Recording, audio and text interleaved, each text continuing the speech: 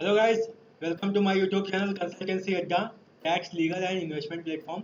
आज हम लोग जो बात करने वाले हैं बहुत ही इंपॉर्टेंट टॉपिक के बारे में बात करने वाले हैं, जो कि आप सभी लोगों को पता होना चाहिए। अगर अभी तक आप लोगों को नहीं पता है और जिनको पता है उनके लिए भी कोई बड़ी बात नहीं है, तब तो और अच्छी बात है। देखिए, जनरली क्या होता है कि आप लोगों को पता है कि इनकम टैक्स एक्ट के थ्रू काफ़ी स्ट्रिक्ट हो गया है और अब हम लोगों को नोटिस भी आना शुरू हो गई है अगर हम लोग अपने सेविंग इंटरेस्ट में के बारे में अगर हम अपने आईटीआर में शो नहीं करते हैं। और यहाँ पे बहुत लोगों को ये कन्फ्यूज़न होती है कि अगर हमारा टीडीएस नहीं कट रहा है सेविंग इंटरेस्ट पे, तो ऐसी कंडीशन में हमारा वो टैक्स की कैटेगरी में नहीं आता है, हमें आईटीआर में शो करने की या उस पर टैक्स देने की कोई लाइबिलिटी नहीं बनती है। तो यहाँ पे आप लोगों को ये जो कन्फ्यूज़न है ये यहाँ पे मैं दूर करना चाहूँगा, ऐसा बिल्कुल भी नहीं है। इसी के रिगार्डिंग बहुत सारे लोगों को अभी रिसेंटली लास्ट फाइनेंशियल ईयर में आप लोगों ने देखा होगा कि 148 के थ्रू बहुत लोगों को नोटिस आई है। और उसमें ये मेंशन किया गया है कि सेविंग अकाउंट के इंटरेस्ट में आप लोगों ने आईटीआर में शो नहीं किया है तो कृपया अपना आईटीआर में मेंशन करें, और वो जो और आपने जो सेविंग अकाउंट से जो आप लोगों ने इंटरेस्ट गेन किया है उसके बारे में आप लोग बताएं। तो यहीं पे मैं आज बात करने जा रहा हूँ, सेविंग बैंक में जो इंटरेस्ट होता है वो टैक्सेबल होता है। आप लोगों को सबसे पहली चीज़ ये पता होनी चाहिए। और यहाँ पे आज हम लोग देखेंगे किन के लिए कहाँ तक डिडक्शन मिलता है और साथ ही साथ किस अमाउंट के बाद वो टैक्सेबल होता है और हमें आईटीआर में उसे मेंशन करना चाहिए या उसे मेंशन नहीं करना चाहिए। तो चलिए आते हैं हम लोग टॉपिक पे कि क्या क्या हम लोग कवर करेंगे इस टॉपिक में। पहला है, under which section saving interest taxable. ये जानेंगे कि इनकम टैक्स एक्ट की ऐसी कौन सी धारा है जिस धारा के अंतर्गत हमें सेविंग इंटरेस्ट टैक्स से टैक्स देना पड़ता है, सेविंग इंटरेस्ट जो टैक्सेबल होती है। दूसरा, डिडक्शन क्या क्या अवेलेबल है। तीसरा, टैक्स रेट की क्या एप्लीकेबिलिटी है, कितना अमाउंट अगर हो जाएगा तो हमें, अगर उसमें टैक्स बनता है तो उन्हें हमें किस रेट से देना पड़ेगा। चौथा, what if you have a joint account. तो लोगों को यहाँ पे कंफ्यूजन होती है, जो भी फर्स्ट होल्डर होता है फर्स्ट होल्डर के अमाउंट में फर्स्ट होल्डर के अकाउंट में टैक्स लाइबिलिटी आती है हमेशा। और फिफ्थ है कि अगर हम लोगों ने 148 का नोटिस अवॉइड कर दिया और हम लोगों ने आईटीआर फाइल किया था लेकिन उसमें सेविंग इंटरेस्ट के बारे में उसमें मेंशन किया गया था, हम लोगों ने आईटीआर फाइल नहीं किया और अपने आईटीआर में सेविंग इंटरेस्ट के बारे में मेंशन नहीं किया, तो ऐसी कंडीशन में हमें क्या पेनल्टीज लगेंगी और क्या क्या हमारे ऊपर एक्शन हो सकता है।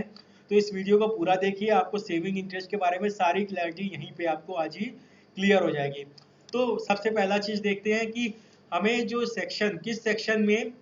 इंटरेस्ट हमारा जो सेविंग अकाउंट में होता है वो टैक्सेबल होता है। तो इसका जो सेक्शन है वो इनकम टैक्स एक्ट 1961 में सेक्शन 56 है, जहाँ पे अगर कोई भी पर्सन, यहाँ पे एग्जांपल ले रहा हूँ, इंडिविजुअल और एचयूएफ, अगर कोई भी इंडिविजुअल और एचयूएफ वो रेसिडेंट और नॉन रेसिडेंट है, तो ऐसी कंडीशन में अगर इंडिया के सेविंग अकाउंट में कोई भी पैसा,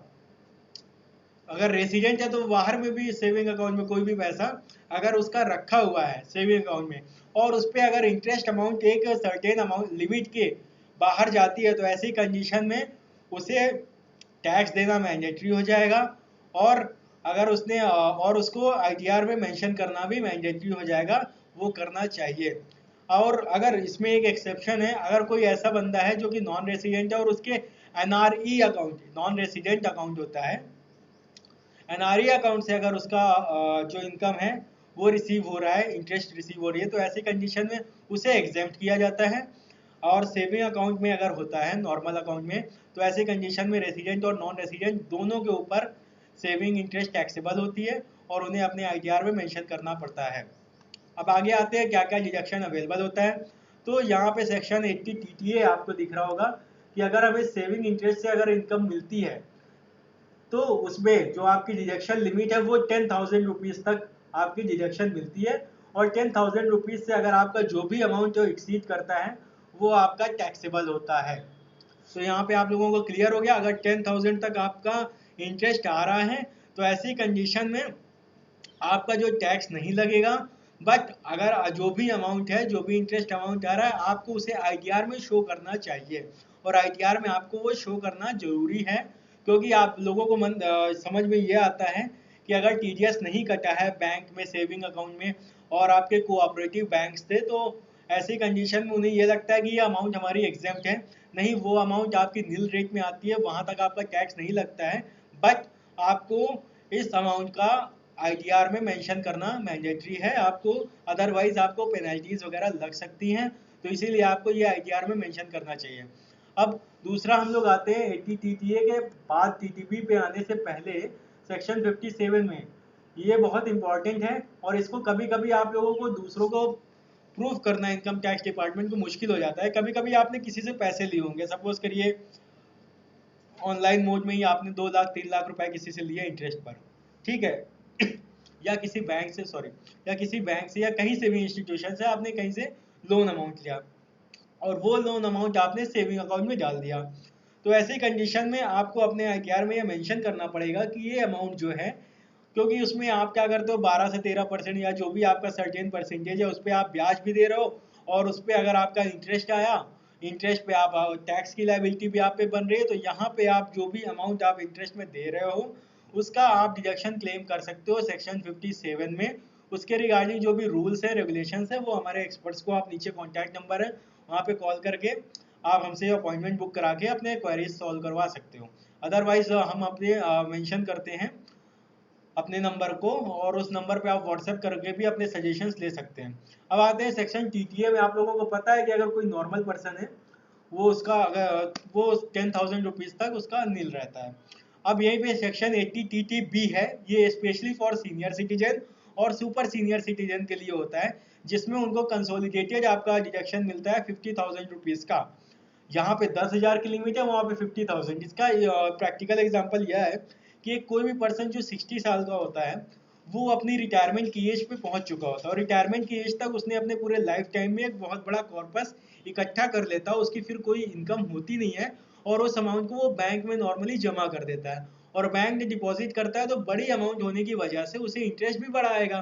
तो ऐसी कंडीशन में 10,000 की लिमिट अगर उसके हिसाब से रखा जाएगा तो ये एक पूरी तरीके से आप भी मानिए कि एक नाइंसाफी होगी। तो इसीलिए उसका जो सेविंग इंटरेस्ट है वो 50,000 रुपीज तक का आपका डिडक्शन क्लेम कर सकता है, और साथ ही साथ अगर जो भी उसको इंटरेस्ट इनकम मिली है उस इंटरेस्ट इनकम से अगर वो 80C की पेमेंट करता है, कोई लाइफ इंश्योरेंस वगैरह में पेमेंट करता है, ठीक है, और साथ ही साथ 80D का प्रीमियम पे करता है, और 80G में 80D मेडिक्लेम है आपको भी पता है, और 80G में आपका जो भी डोनेशन करता है, तो ये सारी चीज़ें उसको डिडक्शन क्लेम करने के लिए बाध्य नहीं कर सकती है। इन तीनों सेक्शन में वो अपना डिडक्शन क्लेम कर सकता है उस सेविंग बैंक के इंटरेस्ट से, तो जिसका कंसोलिडेटेड जो होता है आपका वो मैक्सिमम 50,000 रुपीज तक होता है। अब हम आते हैं नेक्स्ट स्लाइड पे। टैक्स रेट क्या हमारे ऊपर एप्लीकेबल होगा अगर आपका अमाउंट 10,000 से ऊपर एक्सीड करता है नॉर्मल केस में, नॉर्मल इंडिविजुअल के केस में, और सुपर सीनियर सिटीजन और सीनियर सिटीजन में आपका 50,000 से ऊपर एक्सीड करता है, तो ऐसी कंडीशन में आपकी सारी इनकम और साथ ही साथ आपका इंटरेस्ट इनकम जो भी आपका स्लैब रेट लगेगा, चाहे वो आपका 2.5 से 5 लाख के रुपए के बीच में हो, ठीक है, या आपका 5 लाख से 10 लाख रुपए के जो भी आपका टैक्स स्लैब होगा इस ईयर का अगर माने, और नेक्स्ट ईयर अगर आप ये वीडियो देखोगे तो उस टाइम के लिए जो भी उस ईयर में फाइनेंशियल ईयर में आपका असेसमेंट के थ्रू जो भी आपका टैक्स स्लैब रेट होगा उसके अकॉर्डिंग आपको टैक्स पे करना पड़ेगा। अब हम आगे आते हैं नेक्स्ट स्लाइड पे। ये जहाँ पे बहुत लोगों को कंफ्यूजन होती है कि अगर हमारे जॉइंट अकाउंट में 20 लाख रुपए पड़े हैं, ठीक है, और फर्स्ट होल्डर जैसे मिस्टर एक्स है और सेकंड होल्डर मिसेस एक्स है, तो सबको ये लगता है कि मिस्टर जो भी लाइबिलिटी आएगी टैक्स की वो लाइबिलिटी फर्स्ट होल्डर के ऊपर आएगी, लेकिन ऐसा नहीं है।